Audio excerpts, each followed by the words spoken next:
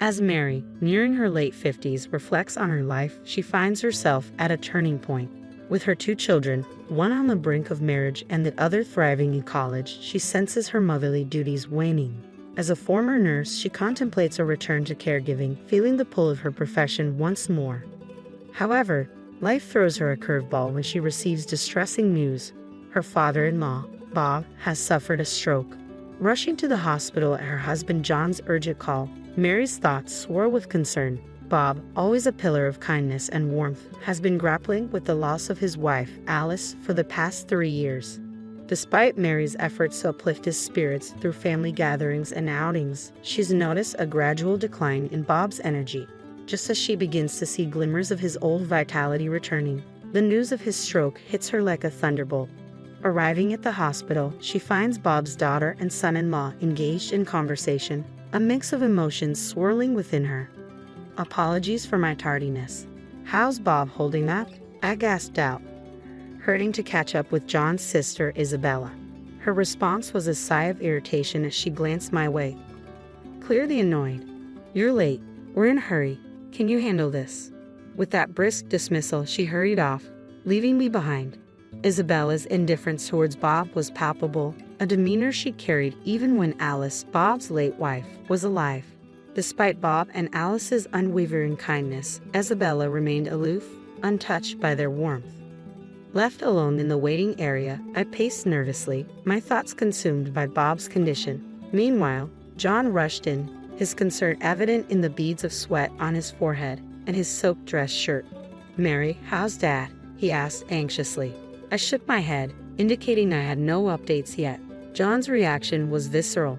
He dropped the bags he was carrying, his complexion draining of color. "No, that's not what I meant," I reassured him quickly.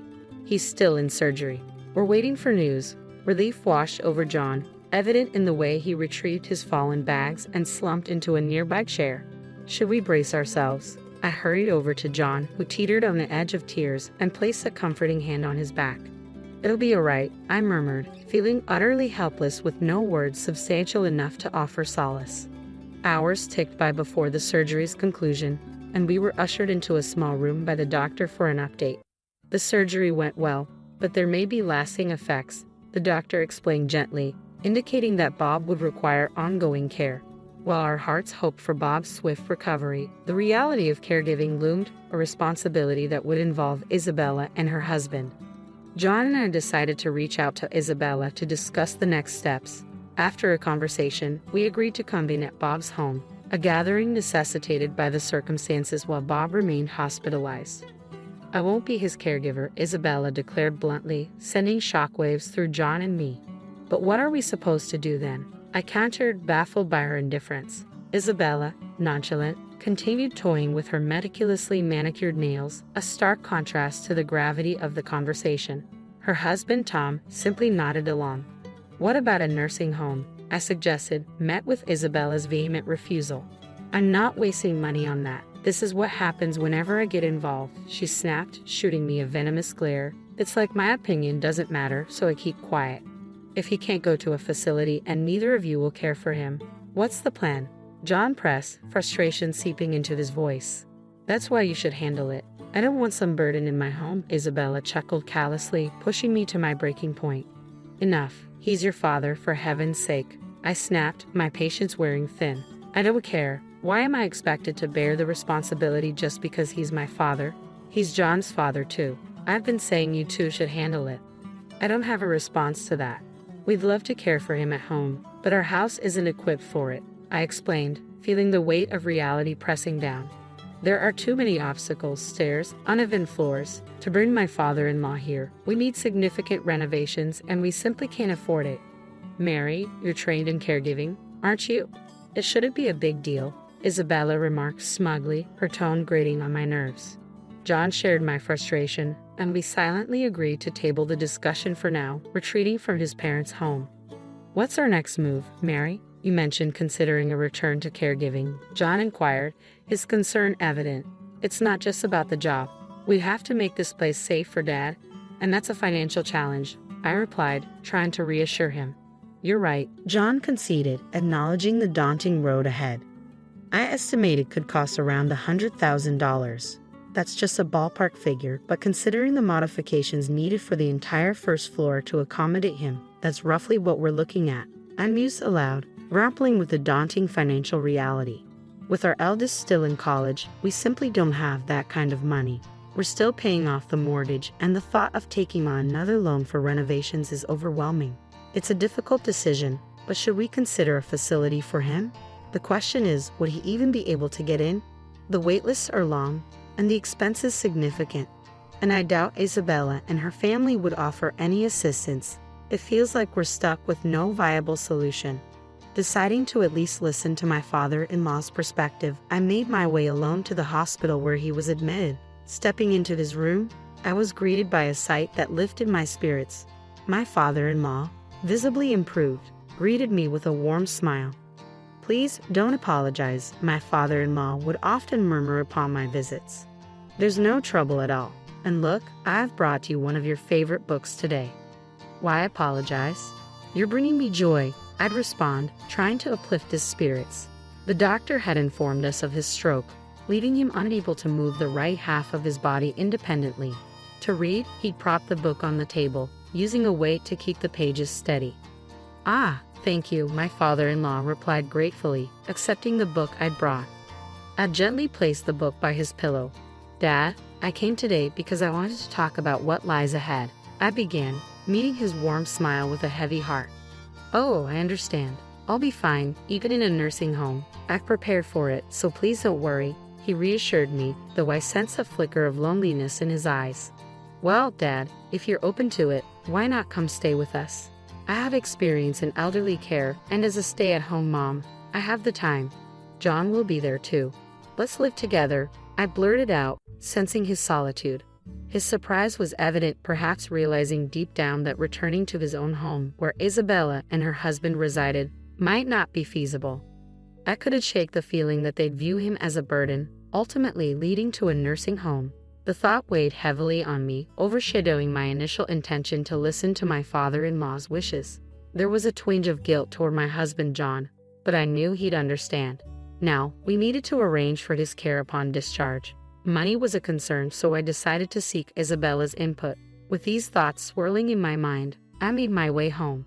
When John returned from work, I recounted the events at the hospital. He appeared troubled but nodded, almost as if he had anticipated this turn of events. Without delay, John dialed Isabella's number. "We're reaching out for assistance because we'll be the ones caring for Dad," John explained, his voice tinged with frustration as their conversation escalated. With a resigned sigh, he ended the call and briefed me on their exchange. "Isabella refused to contribute any funds. It seems there's little we can do about it," he disclosed, his concern evident as he contemplated the financial implications for his father-in-law. From then on, our home buzzed with activity. We deliberated over renovations, essential care supplies, and received guidance on home care options.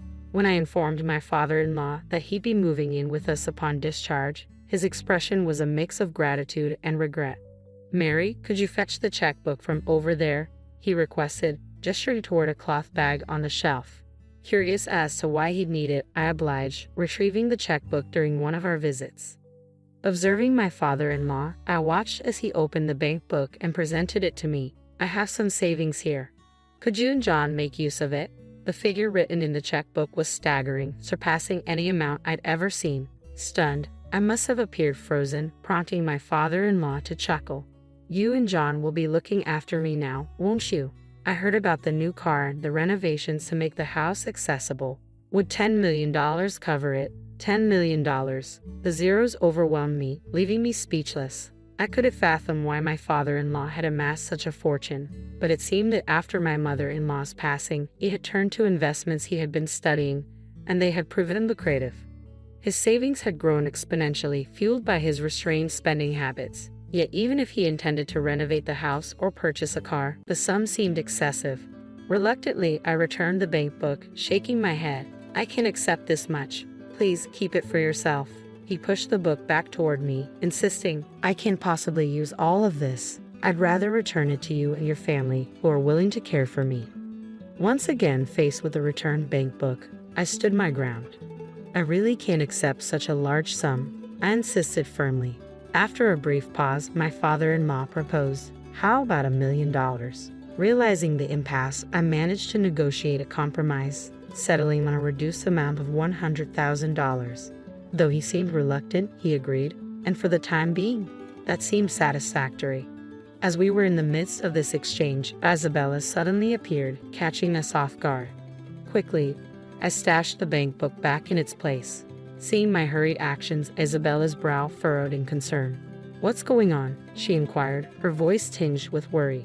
I breathed a sigh of relief, grateful she hadn't overheard our previous conversation. Isabella had come to deliver some clothes for our father. After a brief exchange, we left the hospital room together. However, on our way home, Isabella suggested stopping by a coffee shop for a discussion. Given her history of bringing up unpleasant topics, I braced myself for what was to come. Reluctantly, I acquiesced, unaware of the twist awaiting us. "I'll take care of Dad," Isabella declared out of the blue, stunning me. Her sudden proposition caught me off guard, especially since we were already knee-deep in preparations to accommodate my father-in-law, including ongoing renovations to our home. I couldn't fathom why she would make such a proposal at this stage. "So you won't need to visit the hospital anymore," she added. "Visiting isn't solely the responsibility of the caregiver. There's no rule dictating that only the caretaker should visit." Why would she say that? I pondered, feeling perplexed by Isabella's unexpected offer. Despite my reservations, I suggested we postpone discussing it further and made my exit from the cafe. Back at home, I shared the encounter with John, who mulled over it before a realization dawned on him. "She must have caught wind of the savings," he concluded. "It seems that's the case," he added.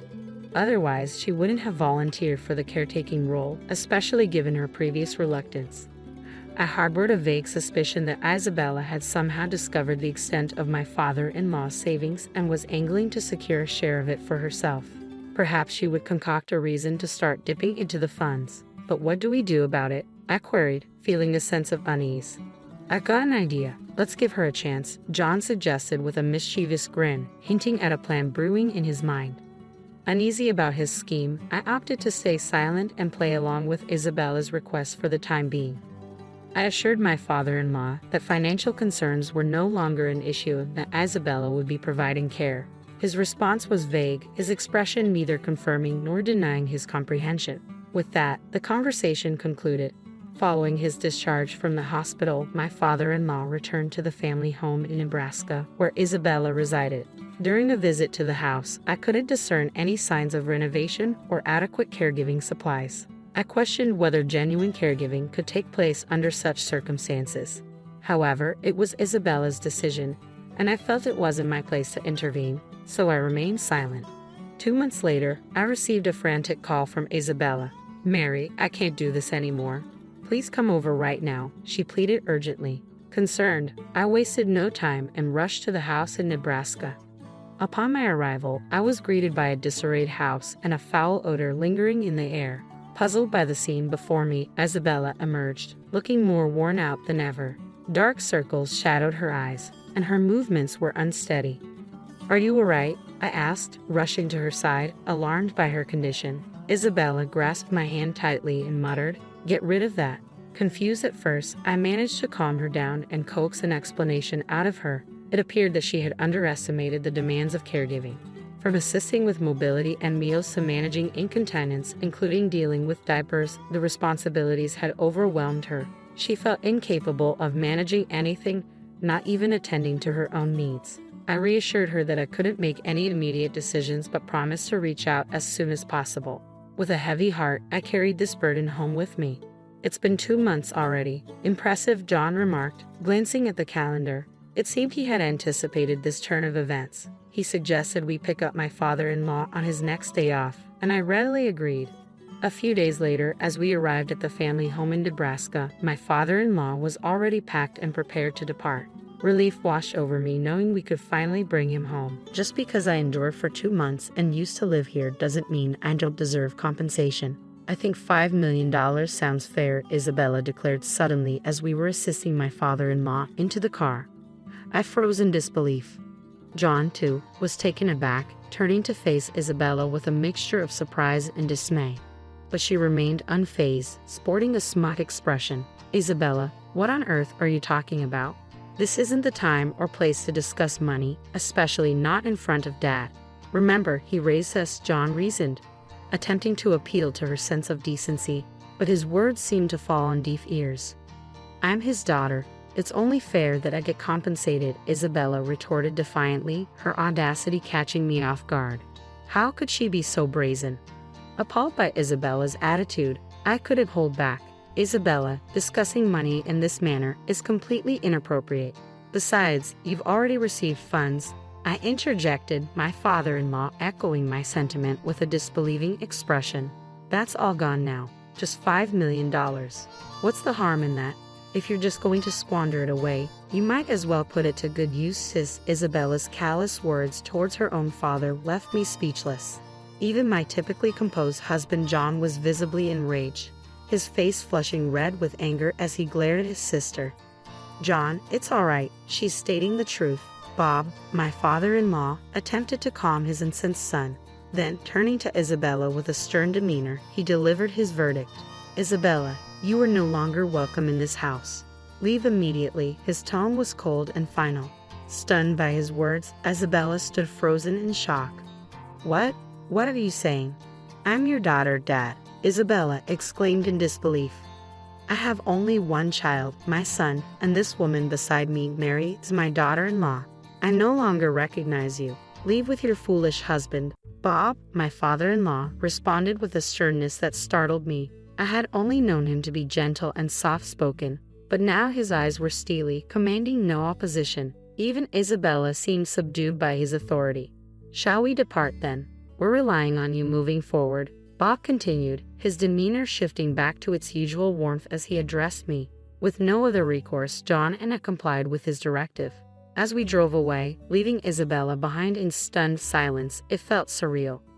Later, we learned that Bob had arranged with his lawyer to draft a last will and testament, ensuring that the inheritance would solely benefit John and guaranteeing that Isabella would not receive any portion of it. With Isabella gone, the house stood vacant and John and I expressed our desire to reside there. Bob gladly agreed. Isabella and her husband relocated to an apartment, but it became evident they had been tapping into Bob's finances even when he was in good health. Their extravagant spending habits landed them in debt, and now they struggle to settle it. Each day, I can't shake the feeling that this downfall was bound to happen for someone like Isabella, who lacks respect and gratitude towards her parent, regardless of biological ties. While tending to Bob's needs presents its challenges, my background in caregiving allows me to handle it without feeling burdened, and our relationship remains strong. I was shocked to discover that Kenny, who hadn't even attended my mother's funeral, had unexpectedly flown abroad with $200,000. What on earth did you do with such a sum? I asked him. Do you remember that grand piano we had at home? I sold it, man, Kenny replied. Coming from a wealthy family sure had its perks. That was a fine piano. I never imagined it would fetch $200,000. It seems Kenny mistakenly thought that the grand piano at home was his. My condolences. The inheritance rights to the family estate are all mine. However, that piano was originally bought by our grandfather for my brother, and it still belongs to him. My brother, who's always loved the piano and now works as a piano teacher, left it at our family home because it was too big for his house. Given my brother's strong sense of ownership, he would be furious to know that something of his had been sold without his consent. Knowing my brother, simply compensating him won't be enough. When I told Kenny this, he hung up immediately. My name is Rachel Schneider. I'm a 45-year-old office worker.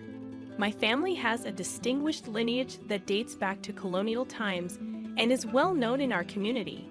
Moreover, thanks to my late father's successful business, we now own assets worth $9 million. Originally, my older brother was supposed to inherit the family estate. However, he had a girlfriend from a family that also required an heir. Desiring to marry her at all costs, he declared that he would give up all inheritance rights in exchange for not taking over the family responsibilities. This left me with the challenge of needing to find a spouse to continue the family name. Even though I had always wanted to be independent without relying on family wealth, I focused solely on my career. Before I realized it, I found myself in my mid-40s and still single. I needed to find someone, or a family line would end with me, so I took a leap of faith and attended a singles mixer. That's where I met my current husband. His name is Kenny, and he's surprisingly 10 years younger than me. Yet, at the party, he didn't pay attention to any of the younger women and came straight to me. "Are you sure you want to be with someone as old as me?" I asked him repeatedly, but Kenny looked straight into my eyes and answered, "I'm a bit shy and not very assertive. I've always been drawn to older, more grounded women." True to his words, Kenny gave off a gentle, reserved vibe. I felt that he could bring some peace to my assertive family dynamics. As our relationship progressed, there was something I had to tell him. My mother had been bedridden due to illness since last year, and I was taking turns with my sister-in-law, Catherine, to care for her. Wondering how to break the news since we were considering marriage given our age, I finally mustered the courage to tell him on our third date, and to my surprise, he gladly accepted and even proposed, expressing his willingness to help with the caregiving. His kindness deeply touched me, at least that's how I felt in the beginning. Kenny, who works as a daycare teacher, seemed genuinely committed. However, a few months into our marriage, he suddenly expressed a desire to quit his job. When I inquired about the reason, he looked remorseful and said, "Sorry, Rachel. The parents at my daycare are just too demanding, and there's a lot of complaining. I just can't handle it anymore." Understanding the challenges he faced, I would normally have encouraged him to persevere. However, with him already helping with my mom's care, I found myself unable to say a word.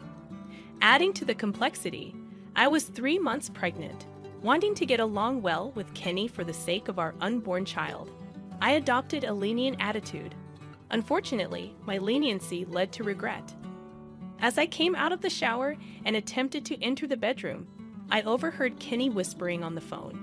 The content of his call shocked me to the core. I managed to get married without her finding out I'm unemployed. She totally believed me when I told her I quit my job, when in reality, I quit like 2 years ago. It sounded like he was talking to one of his buddies, who responded, "Man, you're really something." Well, Rachel's family is pretty wealthy around here. I thought I hit the jackpot when I saw her at that dating event. But then again, given her age, I was probably the only one to approach her. The revelation left me feeling deceived. Was the gentle Kenny I knew all just an act? Despite the desire to confront him immediately, the thought of our unborn baby rendered me speechless. Discovering Kenny's true intentions shattered my confidence in our future. Today, Catherine, my brother's wife, will be taking care of my mom until 5:00 p.m., and then it's my turn. Pondering whether I should confide in someone about Kenny, that's when Catherine spoke to me, noticing my troubled expression. "Rachel, you look down. If something's troubling you, please share it with me. She's such a kind person, having taken care of her own mom for years, and she's really good with mine too." I confided in Catherine about Kenny, and she listened intently to my story. She reassured me, saying, "It's good you talked. Keeping this to yourself could have been harmful to your unborn child." I apologized for burdening her, but she responded with understanding, "No worries. Talking doesn't necessarily solve everything, but it surely lightens the load." Catherine seemed genuinely concerned, almost as if the situation were her own. Suddenly, the doorbell rang, and without waiting for a response, Kenny entered. Both of us were taken aback, but Kenny acted as if nothing was amiss and smiled, saying, "Rachel, I'm going to help with your mom's care from today. You're not in the safe period yet, so I don't want you straining yourself." Kenny was putting on the act of a gentleman in front of me, and I reluctantly agreed. When Catherine tried to offer assistance, Kenny spoke first, questioning, "I've been meaning to ask, why are you taking care of your mother-in-law in this house?" He used the same tone he used on the phone. Catherine explained the situation, but Kenny started saying horrible things to her. He accused her of trying to curry favor and insinuated that she'd be upset for not getting a piece of the inheritance if she married into money. Enraged by Kenny's harsh words, I wanted to leave the room, but Catherine signaled with her eyes not to. I reluctantly stayed quiet, watching the scene unfold. Kenny's attitude escalated, and he declared, "This family's wealth belongs to us, my wife and me, so I'll take care of my mother-in-law by myself from now on." Realizing it was pointless to say anything more, Catherine left the scene. I quietly slipped outside, feeling the weight of Catherine's hurt. I pondered how to extend my apologies to her. Meanwhile, Kenny took over the responsibility of caring for Mom entirely. Despite my offers to assist, Kenny insisted that I shouldn't intervene. He merely outlined the basics of caregiving. But his negligent approach resulted in tragic consequences. Our mother passed away. The funeral took place in a church where generations of our family found their final rest. However, Kenny disappeared from the day of Mom's passing. Despite my attempts to locate him amidst funeral preparations and arrangements, his absence perplexed relatives and neighbors alike. Catherine, tearful before the altar, apologized for entrusting Kenny with caregiving responsibilities. Approaching Catherine in her distress, I attempted to offer solace. "Catherine, please don't blame yourself. It's not your fault," I insisted. She shook her head, anguish evident in her voice. "No, Rachel, it's not your fault. But where on earth is that man? I wanted to confront him today, and he vanishes just as Mom passes away." Agreeing with Catherine's sentiments, I reflected on Kenny's frequent absences during his supposed caregiving duties. Neighbors mentioned his frequent departures from the house, casting doubt on his commitment to the task. They even noted the arrival of a large truck on one occasion. Though curious, I refrained from probing further amidst the funeral proceedings. Days passed, and Kenny remained absent. Then, unexpectedly, a call from Kenny disrupted my thoughts. "Hey, Rachel, I'm currently at a luxury hotel in Europe," he nonchalantly announced. Stunned, I demanded an explanation for his absence from Mom's funeral and his current whereabouts. Kenny's response was unexpected. "I spent $200,000. The mention of such a sum immediately triggered memories of the grand piano at our family home. "I sold it, man. It was a good one. Who would have thought it'd go for $200,000? It turned out that Kenny had sold the family's grand piano and was using the money to travel around Europe. The piano, which Mom said was a family heirloom, was indeed worth around $200,000. Apparently, the hotels Kenny booked were all quite luxurious, and he had quickly spent all the money. I never imagined Kenny would do something like this while supposed to be taking care of Mom. Our family home had tight security, but with family, it's a different story. The truck that had been at our home must have been there to transport the piano. Why on earth are you doing something so selfish? The whole family was worried about you since you weren't at the funeral." I confronted Kenny, feeling a mix of anger and disbelief. "Well, you know when you have a kid, you won't have much free time anymore. You have a job, so I guess I got to be the stay-at-home dad," Kenny replied, surprising me with his nonchalant attitude. It's good that he wants to take on child rearing, but he seems intent on leeching off of me. Moreover, it appears Kenny mistakenly thought that the grand piano was mine. I explained to him that the piano originally belonged to my grandfather, who bought it for my brother. So the current owner is still my brother. "Oh, is that so? You scared me there. It'll be fine if I just apologize to your brother later, right?" Kenny seemed to lack any guilt about selling someone else's belongings. "Well, Kenny has only met my brother at our wedding, so it's understandable he's unaware of my brother's intimidating nature. My brother works as a piano teacher, and ever since he was a child, he loved the piano. He pleaded with our grandfather to buy that specific piano, though currently there isn't space in his house for it, which is why it's at our parents' house. Yet he's still the owner. While working at a piano school, he has also expressed his wish to start his own school using that very piano. The piano means more to him than anything else. I can only imagine what kind of punishment he would impose on Kenny after hearing that it was sold without permission. By the way, my brother has a strong personality and hates dishonesty." I continued explaining. Kenny remained silent throughout. When he finds out you sold his cherished grand piano, mere compensation won't cut it. My brother's not just strong-willed, but he doesn't settle for compromises either. I pondered the kind of punishment awaiting Kenny after our tense phone call abruptly ended. With a stern warning, I knew he was probably feeling regretful, racking his brains for explanations. Without delay, I called my brother and recounted everything about the call. Needless to say, he was livid. The next day, as Kenny rushed home and entered from the front door, his eyes widened at the sight of everyone gathered in the living room. "What's going on? Why is everyone here?" he stammered in confusion. I had orchestrated the timing so that the whole family would be present when Kenny returned. My brother, along with his wife Catherine, fixed Kenny with a menacing glare. "Kenny, I heard everything from Rachel. What were you thinking, selling someone else's property, especially something that valuable, without consulting the family?" My brother's voice was cold, cutting through the tension.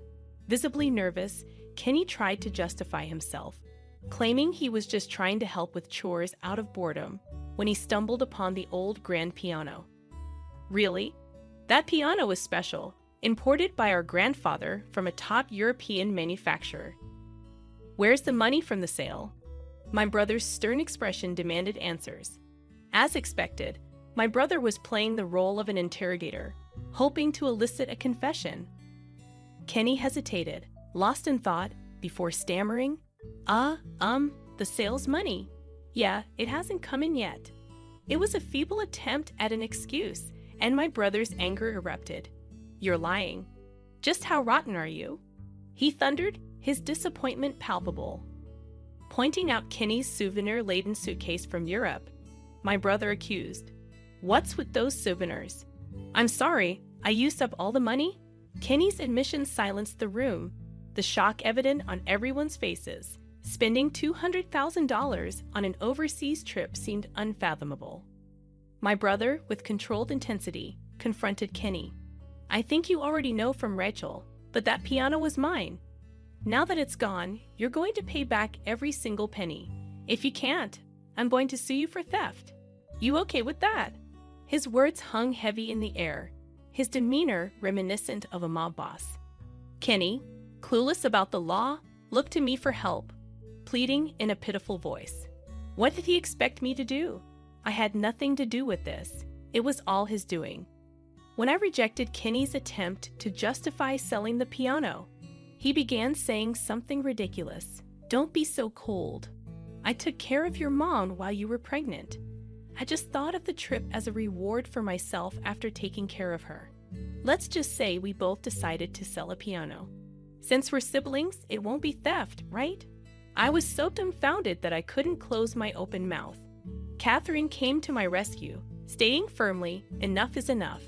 Didn't you tell Rachel not to come for caregiving? You even told me you thought I was just after the inheritance and tried to drive me away. What did you say such awful things to my wife too?" Kenny admitted to his insulting behavior towards Catherine, but my brother's anger flared again. "Listen up. The reason my wife took care of Mom was because she didn't want to go to a facility. My wife had experience caring for her own mother, so she kindly agreed to do it for mine. Money is a later issue. First, apologize to my wife right here, right now." Grabbed by the collar, Kenny, with tears in his eyes, knelt down in front of Catherine, saying, "I'm so sorry, Catherine." Despite Kenny's apology, all the relatives looked at him with cold eyes. One of them shouted, "You better pay back the money from the piano sale as soon as possible. We can't have a criminal in the family. It'll tarnish the Schneider's name." Kenny, misunderstanding once again, made another odd remark saying, "Right, we can't have a criminal in the family, right, bro? So let's keep things calm. We'll save money together as a couple and pay back little by little." At Kenny's nonsensical interpretation, even my uncle was left speechless. Realizing that no matter what was said, it wouldn't resolve anything, I decided to fetch something from my room. Since the incident on the phone when Kenny was talking with a friend, I had the business card of a divorce lawyer ready. "Kenny, call this number. I want our relationship to be over. From now on, let's communicate through lawyers, I said as I thrust the card at him. His face turned pale, and Kenny exclaimed, "Why? We're about to have a baby, and yet, why are you doing this?" At that moment, I revealed what Kenny had been talking about with his friend on the phone. "Wait, you heard that? It was just a joke. You think that excuse will fly?" I responded, "I've known from the start that you approached me for my inheritance." Everyone present gave Kenny a cold stare, realizing there was no way out. Kenny retorted with a defiant attitude, "Darn, I thought I was going to get close to $9 million after we got married. I researched how much your mother left you." The sudden change in Kenny, who had always seemed so gentle, shocked everyone. Perhaps I should have been suspicious of a man like him from the beginning. I met Kenny at a dating event, and despite being 10 years younger, I thought we married for love. But his betrayal hurt me deeply. From now on, Kenny would be a stranger to me and my brother, so naturally, he had to pay back the money from selling the grand piano. Kenny broke down, saying he couldn't do that. But with all the relatives present willing to testify against him, there was no escaping the consequences. However, I assured him that I wouldn't ask for child support. "Really? Well, at least I'm grateful for that," Kenny responded. "In return, Kenny, you'll have nothing to do with this child. This is my child alone. You can't even claim to be its father," I firmly stated, placing my hand on my belly. Upon hearing this, Kenny looked devastated and collapsed. Since the divorce, he had been living in poverty, working odd jobs. One day, my phone rang, and it was Kenny. Despite not wanting anything to do with him, he kept calling, so I reluctantly answered. "Rachel, please help me," Kenny pleaded in a pitiful voice. He explained that the buyer of the grand piano he sold wanted to return it and get a refund. When Kenny sold the piano, he had claimed it was in pristine condition. However, there was a large engraving on the back made by my brother, claiming ownership. Kenny hadn't checked the back and likely sold it through a shady dealer. Now facing the consequences, Kenny had to return $200,000 to the buyer, and with what he owed my brother, it was a substantial amount. He later tried to file for bankruptcy, but my brother and I took legal action to stop him. Now burdened with even more debt, Kenny worked day and night doing manual labor. Eventually, the grand piano was safely returned, and my brother put a strong lock on the room where it was kept, even installing a security camera. "No one's going to touch that piano until I start my piano lessons," my brother declared, unchanged from his childhood. He expressed his wish to start a piano school at our family home, so I decided to discuss sharing our mother's inheritance. Catherine, my brother's wife, had taken care of our mother, and I felt guilty about inheriting everything by myself. Thanks to my brother agreeing with my decision, it seems we'll continue to have a good relationship with his family in the future. Blessed with a long-awaited baby girl, I became a single mom, but Catherine, who is already done with her parenting, is fully supporting me. My brother said he's going to step in as a father figure for my daughter, and he's excited about it. His influence has led his 2 adult daughters, who love the piano, to become kindergarten teachers. They have also come to adore my daughter. I feel fortunate to be supported by such a warm family, and with gratitude to those around me, I intend to live strong with my daughter. Years after falling ill, my wife and daughter returned with intentions to take over my house. But let's go back to the beginning. Initially, I received a diagnosis of advanced Hodgkin's lymphoma, a surprise considering my active lifestyle, healthy diet, and regular doctor's appointments. The oncologist couldn't pinpoint the exact cause, and with slim chances of survival through rigorous therapy, I was determined to fight. Sitting down with my wife of 15 years, Daisy, and our teenage daughter, Luna, I broke the devastating news to them. Reassuring them of my commitment to combat the disease, I couldn't shake worries about the impact on our family dynamics. The doctor had warned that chemotherapy would be debilitating, mentioning that many marriages don't survive such treatments. That night, I shared my concerns with my wife, Daisy, who promised unwavering support through sickness, financial stability from good insurance, savings, and a trust fund eased concerns about our fully paid off house and Luna's college education. A week later, chemotherapy began, taxing my strength. Returning home drained and barely able to manage daily tasks, my wife and daughter stepped in, assisting with meals, housework, and transportation to appointments. 2 grueling months passed, and signs of agitation from my family emerged. Reluctance grew when I asked for help, and my daughter stopped responding to simple requests. The breaking point came when, running late for an early chemo appointment, my wife suggested I take an Uber due to her fatigue. Calling an Uber and the hospital for assistance, the driver was kind, ensuring my safe arrival.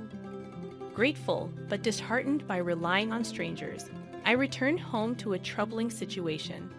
Confronting my wife and daughter about their behavior, I sensed a chilling demeanor. I asked if they considered me a burden, and with a heavy sigh, my wife admitted feeling overwhelmed. My daughter timidly confessed she hadn't expected me to be so needy during my illness. Realizing it was time to discuss potential solutions, we began a difficult conversation. I proposed the idea of hiring a nurse to assist me a few days a week with daily tasks and accompany me to chemotherapy sessions, anticipating the days when I would be too weak to manage on my own. To make things more convenient, I ordered a wheelchair. Thankfully, my wife and daughter agreed to this plan. Seeking recommendations from the hospital, they sent a nurse who struck a balance between sweetness and sternness. She ensured I never missed a chemo appointment, received medication on time, and crafted a comprehensive care plan, including healthy meals. Despite these efforts to ease their burden, my wife and daughter remained discontent. My wife felt threatened, thinking the nurse was replacing her. I suggested that if she took on the responsibilities of driving me to chemo, filling prescriptions, and ensuring I ate and took medication on time, we could part ways with the nurse. Reluctantly agreeing to this compromise, my wife insisted on finding a male nurse, but I explained there were none on the recommended list, and the current nurse had specific experience with cancer patients. I made it clear that the nurse would only be replaced if my wife and daughter were willing to shoulder her responsibilities. Unhappy with this proposal, my wife argued that I should do more for myself instead of making my condition everyone else's problem. I tried to reason with her, explaining the toll chemotherapy took on my body. In a fit of rage, she stormed upstairs, slamming doors. Choosing to ignore her tantrum, I focused on my recovery. That night, I received a call from my mother-in-law, expressing displeasure about bringing another woman into her daughter's house. Though the house was technically in my name, I explained the necessity of the nurse due to the level of assistance I required. I emphasized that the nurse's presence would be temporary, lasting only for the remaining month of chemotherapy, provided the cancer didn't persist or worsen. While she seemed unconvinced, she eventually left me alone. For about a week after that conversation, things seemed relatively normal as my treatment progressed smoothly. Then, on one fateful day, after returning from a chemotherapy session, a moving truck greeted me as I arrived home, my wife and daughter having packed up their belongings and informed me they were going to stay at their mother's place. Deeply hurt and upset, exhaustion held me back from expressing my feelings properly. The timing of my wife's departure, right after my chemo sessions when she knew I'd be utterly spent and unable to communicate effectively, felt cruel.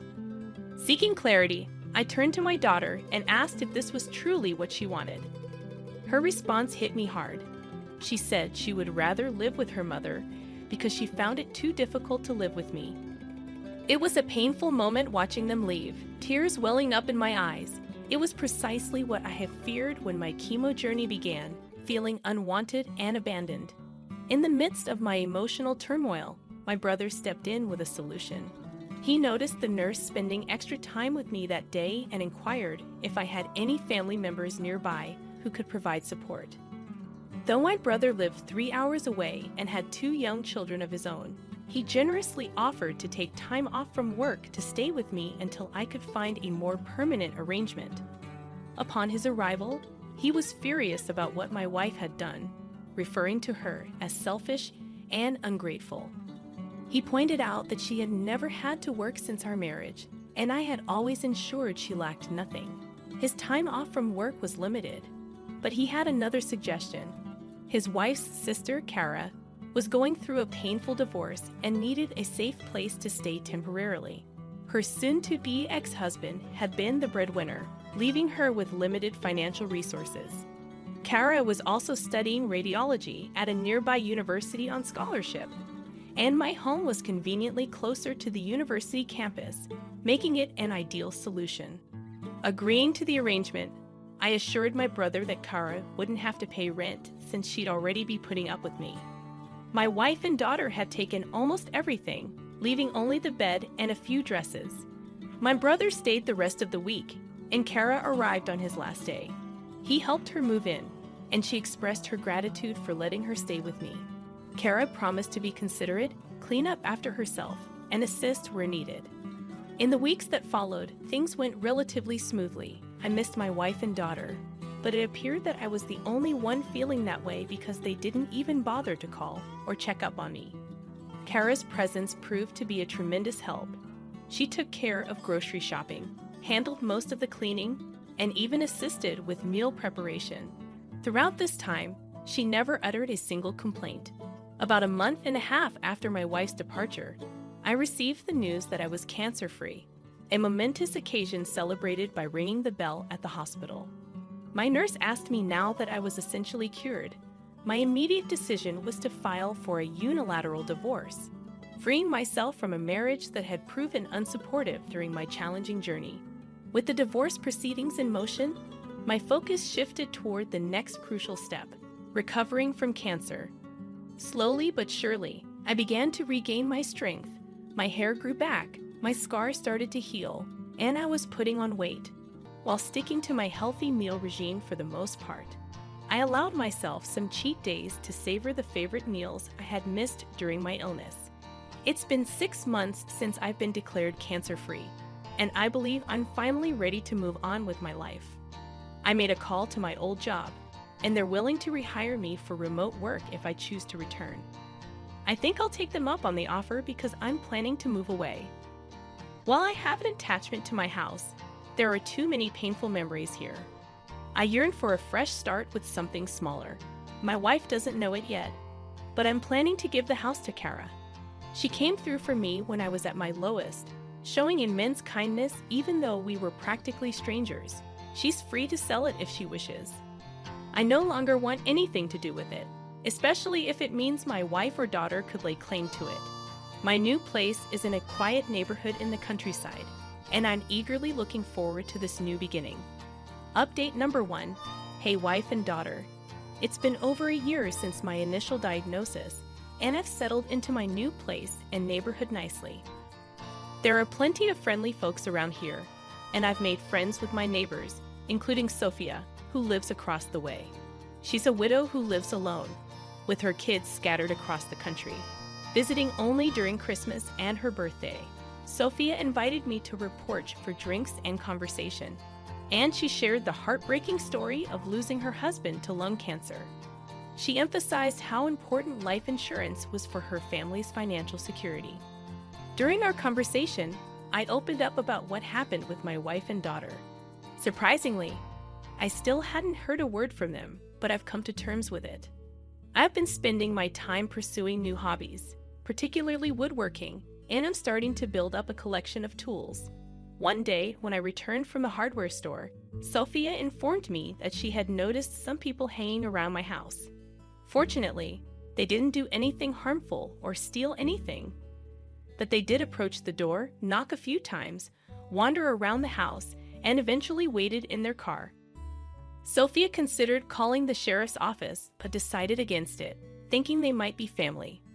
I asked her to describe them, and her description matched my wife and daughter.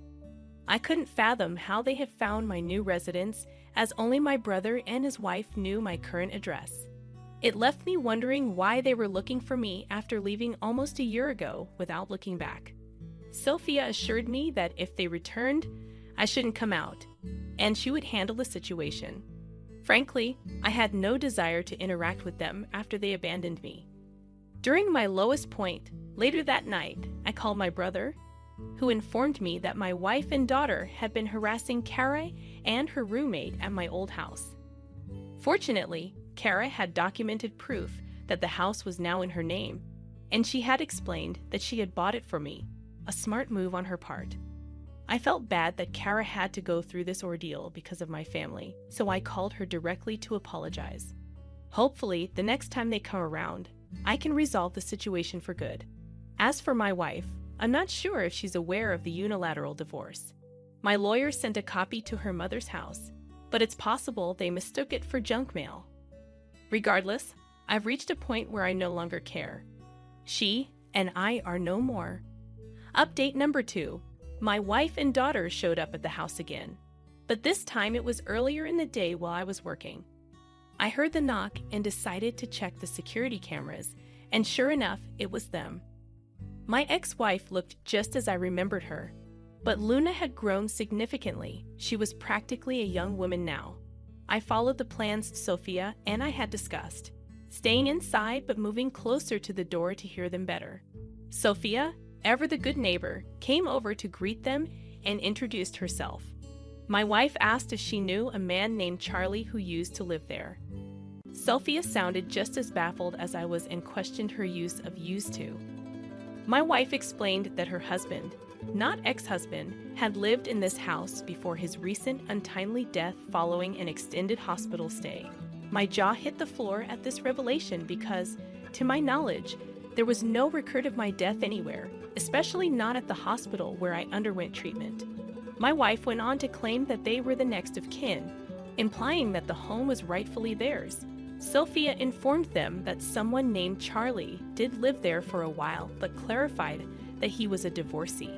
She also shared that during our time as neighbors, I had informed her that my wife had left me, and I had filed for a unilateral divorce.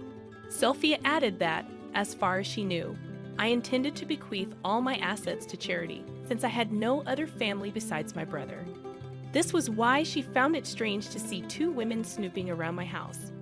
The conversation fell into an uncomfortable silence before Sophia inquired if they had a death certificate or a will. They replied in the negative. Sophia explained that once they had those documents, they could take them to the county's record office. If they were indeed the rightful owners of the property, they could then get the deed in their name. My wife did not take kindly to this suggestion. She asked Sophia who she thought she was and started screaming, asserting that Sophia had no authority to interfere in her affairs. She also accused Sophia of being nosy and demanded that she mind her own business. Feeling a deep sense of embarrassment, the people in this neighborhood had been nothing but kind to me, and here my ex-wife was making a scene and disturbing their peace. Part of me wanted to go out there and give her a piece of my mind, but I chose to stick with our plan. Sophia, bless her heart, apologized to them and explained that she was merely trying to be helpful. She returned to her own home, and shortly after, my ex-wife and daughter left. After finishing work, I went over to Sophia's place to apologize. She brushed it off, mentioning that while she found my wife's behavior repulsive, she also found the outbursts somewhat amusing. I wished I could agree with her, but I knew my wife could be hot-tempered when upset. If she ever returns, I am determined to confront her and ask her to leave me in peace. She came back again yesterday. I was sitting in my home office when I heard a loud crash. Rushing out to the living room, I found my front window smashed and people were outside screaming. I thought there might be a maniac on the loose, and it turns out I wasn't entirely wrong. It was my ex-wife.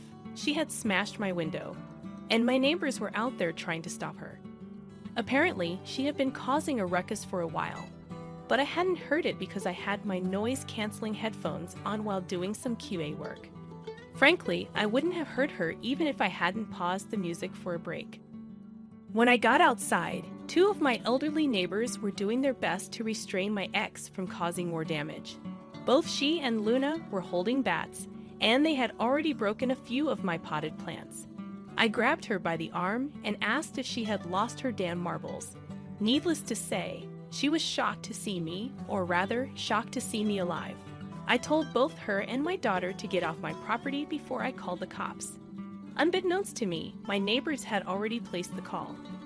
She seemed hurt by my words and asked why I hadn't contacted her after I got better. She insisted that she and Luna would have come back. I told her that when we got married, we made vows to stand by each other in sickness and health, and she broke those vows. I wanted nothing to do with her anymore. She's no longer my wife. I sent the divorce papers months ago. I asked her again to leave. Then she asked about her daughter and mentioned that she's going to college next year and she can't afford the tuition on her own. I replied, "Your daughter was fine with abandoning me too, and I'm ready to give up all my parental rights to you. You should have thought of that before you abandoned me. I don't want anything to do with either of you." After hearing that, she went from upset to angry, calling me selfish and heartless, which I found rather amusing given the circumstances. "You're the last person who should be calling anyone selfish." I screamed back, called her an entitled jerk, and made it clear that I'd ensure she never got a dime from me again. Then she swung at me with a bat just as the cops showed up. They immediately arrested both her and my daughter. They asked if I wanted to press charges, and of course I did. My ex and daughter started crying loudly as they were loaded into the back of the police car, but I felt no sympathy for them. I had everything that happened on camera, including my wife smashing the window, and I had already submitted it to the police. After work, I ordered a new window and cleaned up the glass. Someone will be coming to deal with it tomorrow, but for now, a rigged-up tarp is keeping out the elements. Sophia gave me some buckets to put my plants in until I can replace the pots. Curious about what had brought my ex-wife back, I did some digging. It turns out her mom passed away 2 months ago, and they found out that the house they had been staying in didn't belong to her or her husband. It belonged to his cousin. The cousin decided to kick them out because he wanted to sell it. With both of my ex-wife's parents now gone, she and her daughter sold most of their parents' belongings and have been living in a motel for a while. When they came back to our old home and saw Kara there, they assumed I had died and went snooping around for recordings of my assets and purchases, which is how they found me. Regardless, they're facing charges of vandalism, attempted break-in, and attempted assault. Since Luna is a minor, she's receiving community service, but my ex-wife is facing time behind bars, as this was clearly premeditated. I'm considering obtaining a restraining order as well. At least for now, I won't have to worry